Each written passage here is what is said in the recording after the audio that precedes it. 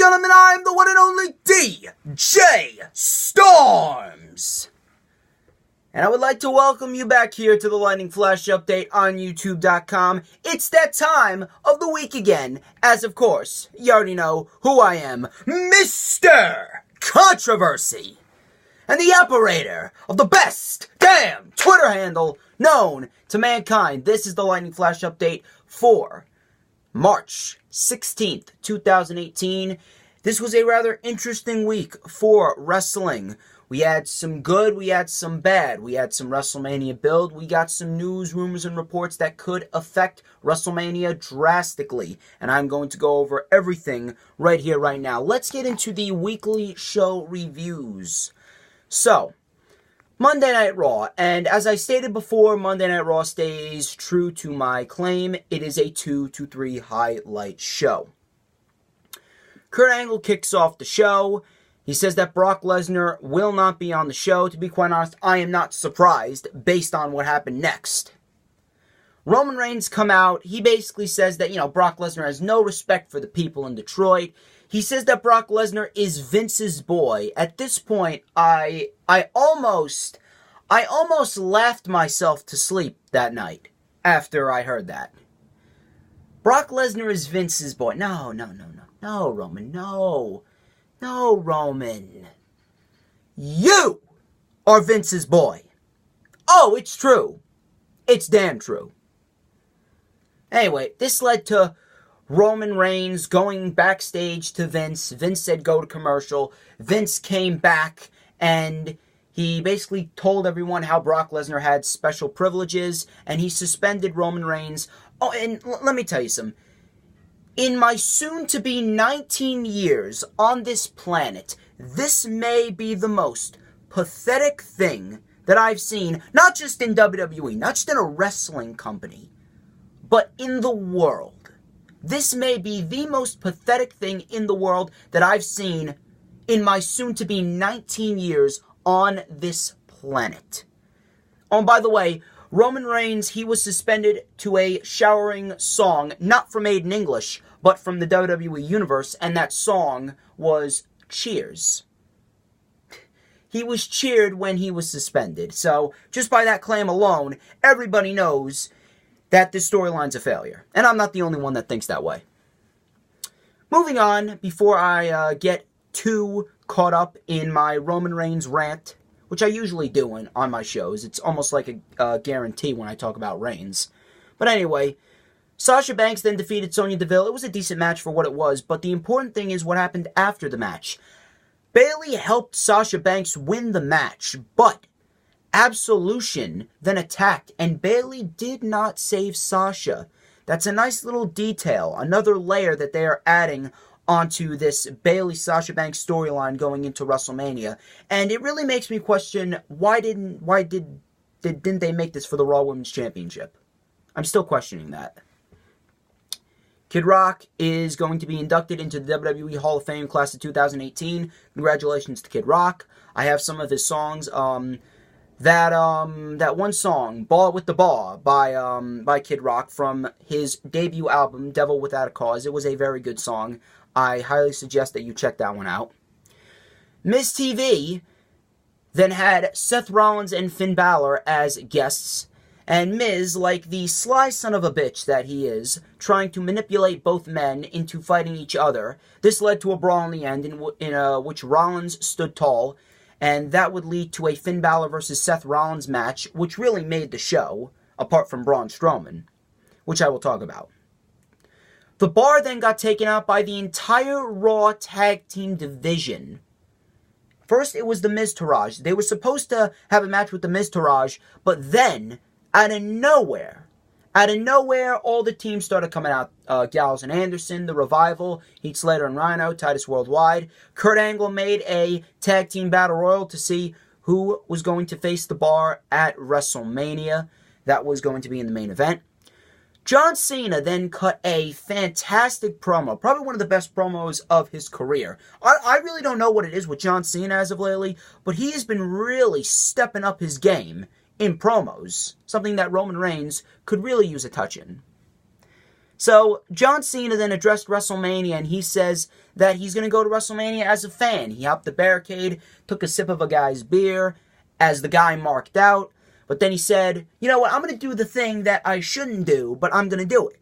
And he challenged The Undertaker at WrestleMania. He said that you are not washed up, you are not broken down, and if you were, you wouldn't be posting workout videos on your wife's Instagram. That may be the most savage line so far for 2018, as far as promos in WWE go. He wants one more match. Cena wants The Undertaker to have one more match at WrestleMania. Elias then had a quick and easy concert. It was interrupted by Strowman. Strowman wanted a WrestleMania match, and he was going to take matters into his own hands. Finn Balor then defeated Seth Rollins in a very good match. The right man won. They announced the first ever Fabulous Moolah Battle Royal, and then yesterday, I actually found out, I was looking up on Twitter, and they actually changed it. It's just now a WrestleMania Women's Battle Royal. They're not naming it after anybody. I actually heard that it was because of a petition. They got like 10,000 signatures on a petition on Twitter to rename the Battle Royal for the women at WrestleMania. Can we, I don't know who made that, but can we please get a petition to take Roman out of the Universal title picture for WrestleMania? Please, I would greatly appreciate that. Anyway, Asuka then addressed WrestleMania. Alexa Bliss came out. Mickie James punched Asuka. Blah, blah, blah. Rusev Day chants and CM Punk chants filled the arena, rightfully so. And Asuka defeated Mickie James. And then Nia Jax defeated a jobber. And this Alexa Bliss Nia Jax storyline is terrible.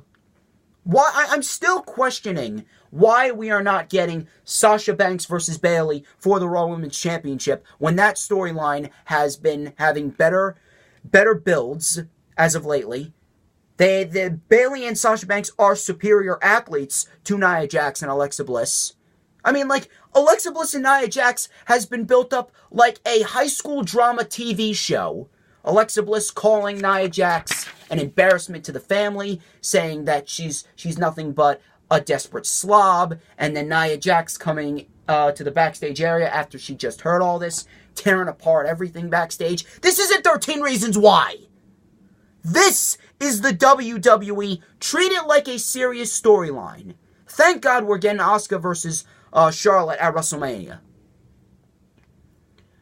Anyway, this is actually a positive of the show. The Ultimate Deletion preview was shown, and trust me when I say the Ultimate Deletion will be wonderful. We're going to get Lord Wolfgang and King Maxwell. We're going to get Matt Hardy's wife, the Queen Rebecca. Senior Benjamin in Vanguard 1. It is going to be beautifully chaotic, and it is going to be probably one of the most entertaining things that you will see on WWE television all year. That is set for next week. Talentless Bliss versus Asuka is also set for next week. Strowman then entered the Tag Team Battle Royal, and he won. Now, I'm not sure if WWE is going to go ahead and have Strowman versus The Bar in a handicap match for the tag titles, but I will say this. They could, but if Kurt Angle says, no, you need a partner, the wheels in my head started turning, and there's a report that I'm going to get to when I get to the news, rumors, and reports section of the Lightning Flash update, and that idea ties into this report. So sit tight, I'm going to tell you about it in a minute. So SmackDown Live, this was actually the better show than Monday Night Raw. It was actually a decent show. I've been liking the build that SmackDown Live has been taking, and they've only just started. Styles kicked off the show, talked about how he's earned his way to WrestleMania. Nakamura came out. He basically said that dreams come true, and my dream is to become champion at WrestleMania when I beat you with a knee to the face. Rusev then came out. We got Styles versus Rusev. It was actually shaping up to be a pretty good match, I'm not going to lie. It ended up ending in a DQ when Aiden English attacked Styles. And this is a nice little detail that they added. This is a nice little tease that Nakamura gave. Nakamura waited a few seconds before he jumped in to save Styles. And then in a backstage segment, he said, I'm going to protect you. I'm going to help you. I'm going to guide you to WrestleMania so I can beat you with a knee to the face. I like that. I like that a lot. They're doing a very good job so far with the Nakamura Styles build. I like that little detail that they did. Big E, he cut a damn good promo, actually. If the New Day split up, I would not mind Big E getting a singles run because he can cut a damn good promo. When Big E is serious, he is serious. Big E is like a solid version of Dr. Jekyll and Mr. Hyde. He can be entertaining as hell and he can be serious as hell when the time's right. He said that he was going to fight the Bludgeon Brothers. Jimmy Uso then came up, and he agreed to fight alongside Big E. This was a well-put-together segment and a well-put-together match. So they attacked the Bludgeon Brothers before the Bludgeon Brothers could even get down to the ring. Then, they got steel chairs. The Bludgeon Brothers got their huge mallets. They swatted the chairs out of Jimmy Uso and Big E's hands. Then, they actually had a very short, quick match, but it was a very good match. It had a lot of innovative spots, and the Bludgeon Brothers defeated Jimmy Uso and Big E. I am very much liking the way that they are portraying Harper and Rowan, and I am very much looking forward to how they are going to culminate this storyline at WrestleMania. Asuka then made her SmackDown Live debut with Charlotte in the ring as well. Charlotte basically stated that we're going to have the Queen versus the Empress. Who is going to bow? Asuka stated that she will bow to no one. This is going to be probably one of the best women's matches you will ever see at WrestleMania. Be prepared, ladies and gentlemen. This may be better than Sasha versus Becky versus Charlotte at WrestleMania 32. Orton then addressed his United States Championship victory. He basically stated that he will go on to WrestleMania with the title, and he's going to defend it against anyone and everyone who wants to take it away from him. They're going to have to pry it from his cold, dead hands. Rude then came out. Rude then invoked his rematch clause at WrestleMania. So now we got another championship match confirmed for WrestleMania. Mahal then came out, and Mahal then he defeated Bobby Roode in a decent match. It was decent for what it was. And then Randy Orton RKO'd Jinder Mahal. I actually have some news on the developing storyline with the United States Championship when we get to the news, rumors, and reports section. I also got some news on Carmella. Carmella also entered the formerly named Fabulous Moolah Battle Royal.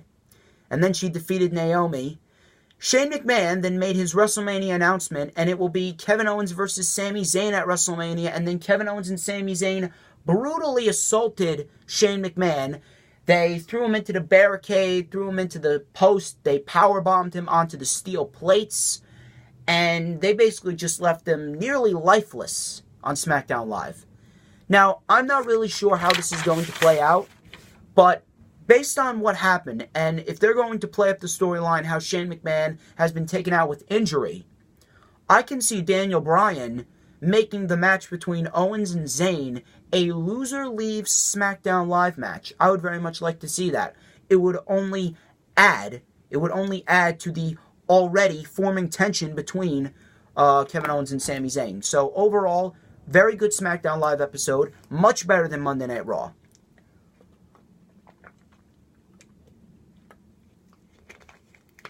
Now, let's talk about 205 Live, man. 205 Live. This, as always, this was probably one of the best 205 Live shows they've put on.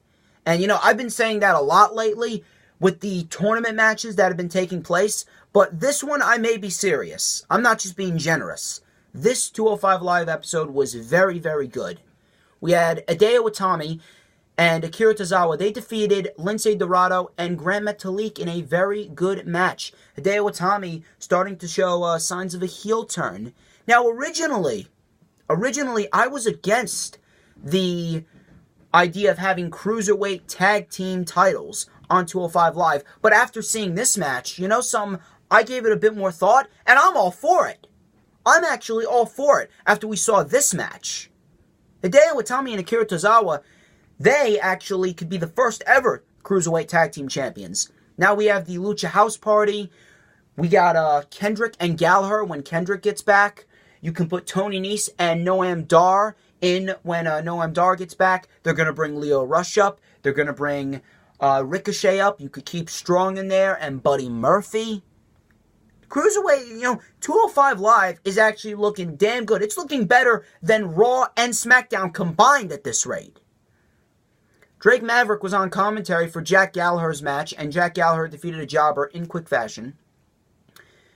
Mustafa Ali and Drew Gulak in the semifinal match will take place next week. And let me tell you something. Cedric Alexander versus Roderick Strong, I knew it was going to be good.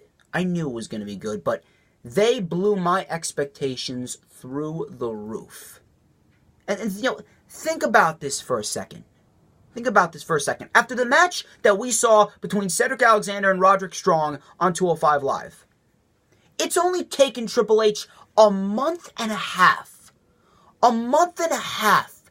to fix 205 Live altogether. Now, 205 Live was a decent show before Triple H took over. It's just people weren't appreciating it as much as they are now. But since Triple H took over 205 Live, it has gotten so much recognition, and well-deserved.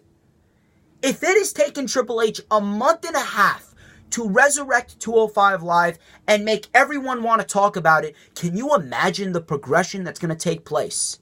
Can you imagine the progression that's going to take place when Triple H takes over Monday Night Raw and SmackDown Live and Vince McMahon goes to work on the XFL? Can you imagine what we're going to get? I'm telling you right now, I'm getting goosebumps just thinking about it. Cedric Alexander and Roderick Strong put on one of the best matches in 205 Live history. This one's up there. This is up there with Mustafa Ali versus Buddy Murphy in the tournament. This is up there with that Fatal 5-Way back in September. And yes, I'm even including Mustafa Ali versus Drew Gulak in that 2 out of 3 falls match. This had everything. So much so, it's only taken Triple H a month and a half to get people that much invested in Cedric Alexander that when Cedric Alexander put his foot on the rope after Roderick Strong hit the end of Heartache in this match, they were doing yes chants. They were doing this is awesome chants. They were doing yes chants. This match had everything. Jumping knees from Strong, flatliners from Cedric, neuralizers, lumbar checks. Cedric Alexander took this one bump in which I thought he would have been out for good. Roderick Strong had Cedric Alexander in a torture rack position on the apron. He threw Cedric Alexander.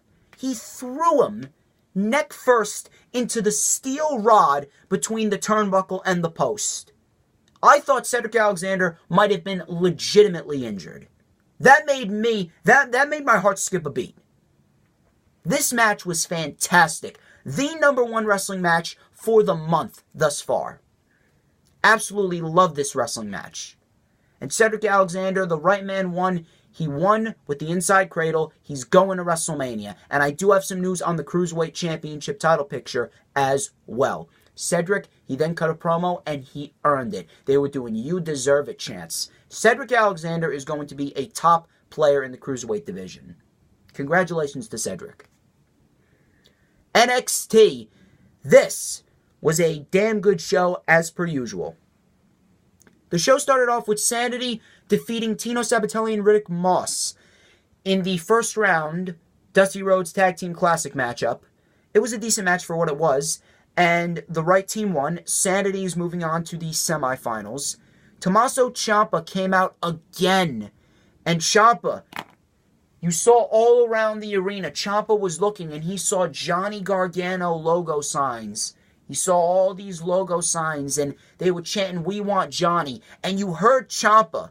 You heard Ciampa screaming, even though he didn't have the microphone to his mouth, you heard Ciampa screaming, "He's gone, he's gone, he's gone." And then Ciampa just walked around again, and then he just left. He just left. What they're doing with Tommaso Ciampa right now, I mean, like, is there anything better than what Tommaso Ciampa is doing right now? He's coming out with his Black Heart t-shirt. He's coming out with cargo pants and boots. And I don't know if you noticed. But now Tommaso Ciampa has a golden knee brace. A golden knee brace. Can you get any more badass? Can you imagine what a match between Gargano and Ciampa is going to be like? It's ridiculous how good Tommaso Ciampa is at being a heel. And, just saying his name just sends tension down my spine. Tommaso Ciampa. Rolls off the tongue in just a heel-like fashion.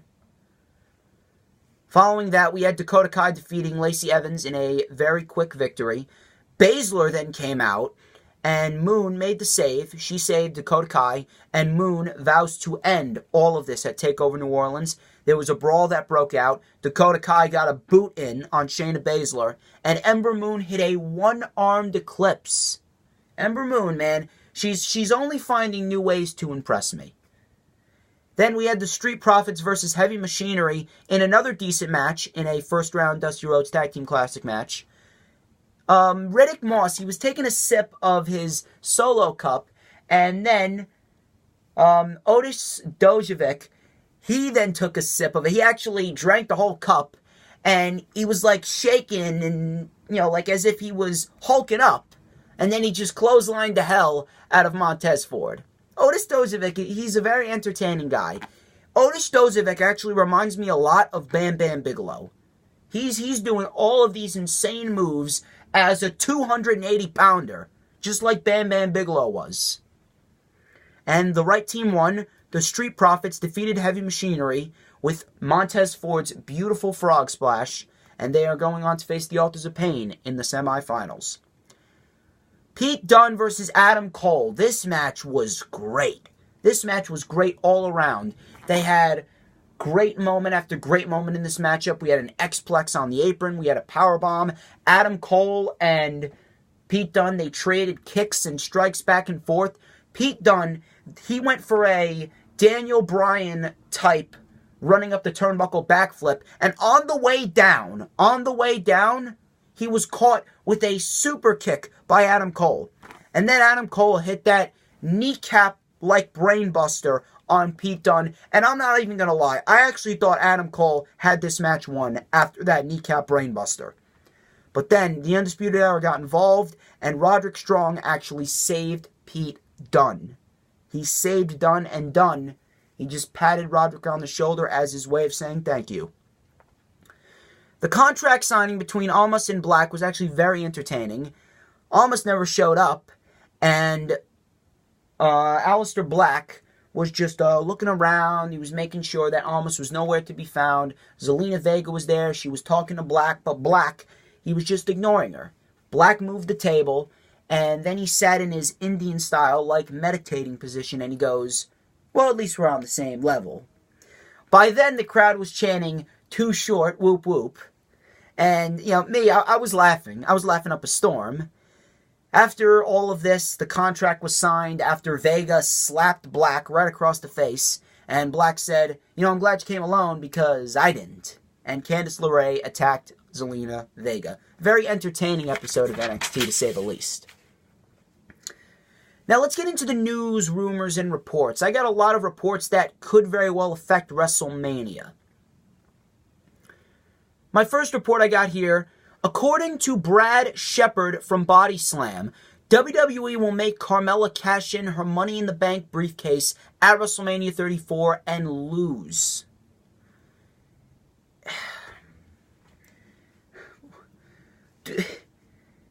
I mean, I'm speechless. I'm really speechless. The Money in the Bank contract is losing its prestige. If this happens, this would basically mean that the very first women's Money in the Bank ladder match is worthless. It's absolutely worthless. Why are you going to have her lose? Why can't you get creative with the entire situation? I realize Asuka's going to be SmackDown Women's Champion, but you have a huge opportunity on your hands here. You instead of pulling another Baron Corbin incident, why don't you have Alexa Bliss and Nia Jax after their trashy match? Why don't you have Carmella do the same thing that Seth Rollins did at WrestleMania? Carmella can get the victory over Nia Jax and Alexa Bliss, and then Carmella could become the Raw Women's Champion. Asuka, she's going to be busy on SmackDown with the SmackDown Women's title, so you need someone to fill Asuka's spot on Monday Night Raw. Obviously, Carmella is nowhere near Asuka's status, but nevertheless, it's a trade for a trade. You get Asuka for SmackDown, Carmella goes to Raw with the Money in the Bank briefcase, and she holds on to the Raw Women's Championship for a little while. You could have her lose it before SummerSlam at some point. But don't waste this opportunity. Do not waste this opportunity. This is the very first ever Miss Money in the Bank. Treat her like she's important. My next report. Now, this one actually ties into the Braun Strowman incident. We all know Braun needs a partner. Braun could very well need a partner. Kurt Angle could come out on Raw and say, listen, you can't be doing this. You need a partner to go up against Sheamus and Cesaro. This is a shout out to Mr. Slice Wrestling. Follow him, of course, at Slice Wrestling on Twitter. And I quote, this is his exact tweet. Report. Samoa Joe is expected to return to WWE programming shortly. A badass monster team of Braun Strowman and Samoa Joe going up against The Bar for the Raw Tag Team titles. And not only this, the reason I say this is because you actually have a huge opportunity. You build them up. You have them hold the championships. The tag team titles on Monday Night Raw are in possession of Braun Strowman and Samoa Joe. And, get this, you could easily set up for Braun Strowman and Samoa Joe versus the Authors of Pain at SummerSlam. And the Authors of Pain could get a huge, huge victory. And why do I say that? Well, you don't have to bring the Authors of Pain up just yet. Keep them around a bit longer. Have them fight War Machine at NXT TakeOver Chicago. Then bring them up. That way, Braun and Joe will have a bit more of a run with it. And you can build up the fact that, oh, these are two monster tag teams. You want to talk about a clash of the titans, a battle of the behemoths. This is it. You put Samoa Joe as Braun Strowman's partner and have him go up against the Authors of Pain at SummerSlam. That right there is a monster tag team match if there ever was one. Trust me. Trust me. Next, we got a report from the Wrestling Observer newsletter. This actually regards the United States Championship picture, and many of you know this by now. Jinder Mahal has been involved in the United States Championship picture. Sort of. He's kind of been on the outside looking in.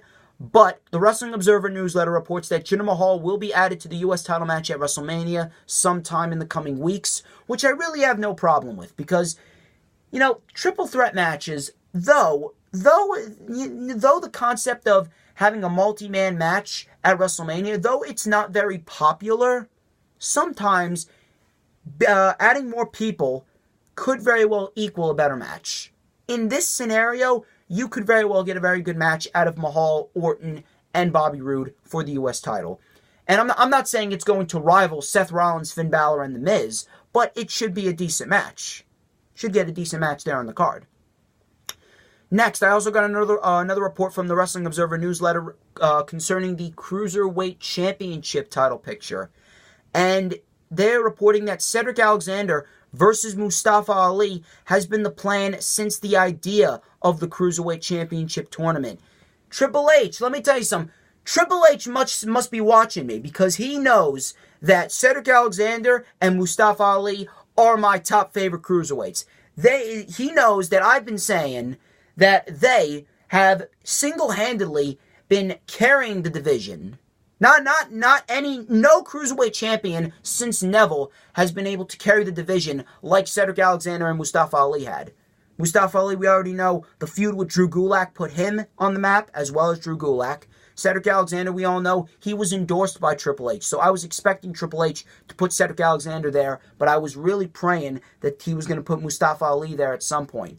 I originally thought they were going to go with a Tommy versus Alexander, based on the fact that they really built up a Tommy.